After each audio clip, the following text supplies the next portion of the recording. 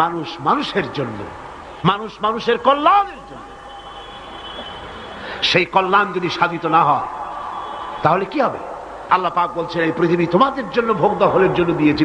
পৃথিবী নিয়ে বেশি ভাবো, এখানে নিয়ামত আছে, সাথে বাস করতে পারবা না, সাথে যাইতে পারো, সাথে তো মানুষ গেছেও, যাইতে ক্ষতি নাই, আমি কিন্তু মানা করি না, আর আমার মানা শোনেই বেকে, সাথে যাক না, ক্ষতি কি? আমার বক্তব্য মনে হয় বুঝতে আপনাদের কষ্ট হয়নি, বুঝতে কষ্ট হয়েছে? আমার বক্তব্য হচ্ছে যে রিসার্চে, যে গবেষণায় মানবতার কল্যাণ হয়, পৃথিবীর কল্যাণ হয়, টাকা সেখানে লাগুক, কিন্তু পৃথিবীর ইহুদি খ্রিস্টান ঐক্যবদ্ধ মানবতার কল্যাণে টাকা খরচ করা হবে না। মানবতার কল্যাণে না, বরং অন্য কাজে রিসার্চ করে করে টাকা পয়সা খরচ করা হবে। যাক, তারা করতে থাকুক।